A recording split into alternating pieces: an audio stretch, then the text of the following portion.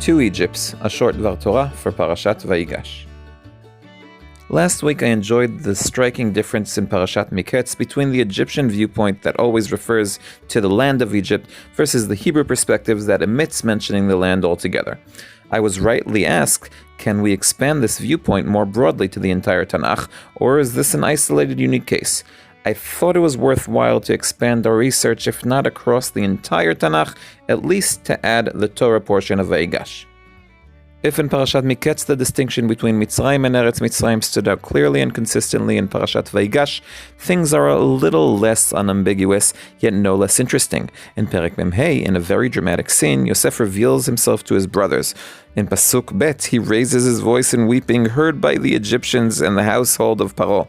Not surprisingly, the brothers' initial reaction is shock and fear, but now Yosef needs to convince his brothers that he is indeed their Hebrew brother Yosef, and that he does not wish to take revenge upon them.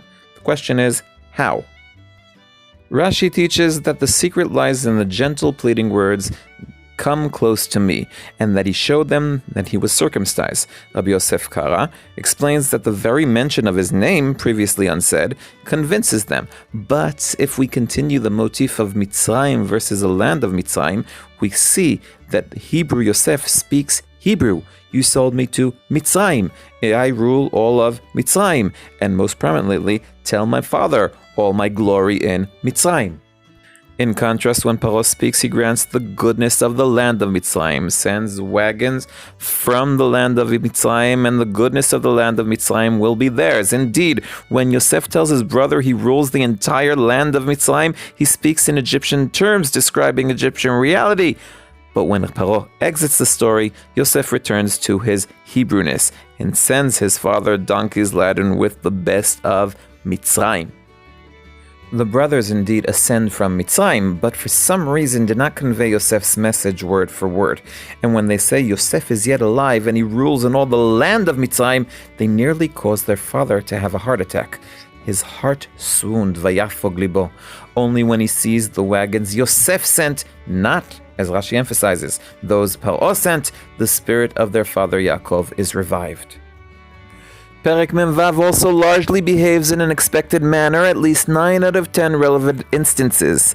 Hashem reassures Yaakov not to fear descending to Mitzrayim. He brings all his family to Mitzrayim with him, but there is one jarring verse. Ephraim and Menashe are born to Yosef and Asnat, daughter of Potiphera, priest of On, in the land of Mitzrayim. Does the verse reflect Yosef's thoughts as he feels hurt and betrayed, or his in-laws' kinship? Either way, when all is said and done, Yosef's children are already born in Mitzrayim, so I guess it's all right.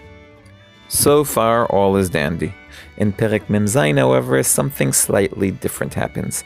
The chapter starts as anticipated with Pharaoh presenting the land of Mitzrayim before Yosef's brother. Yosef also gives his brother an inheritance in the land of Mitzrayim, as Pharaoh commanded. When there is no bread in the whole land, the land of Mitzrayim, the land of Canaan, fainted from hunger, Yosef gathers all the money in the land of Mitzrayim, when the money was spent in the land of Mitzrayim. From here on, however, there is no land of Mitzrayim.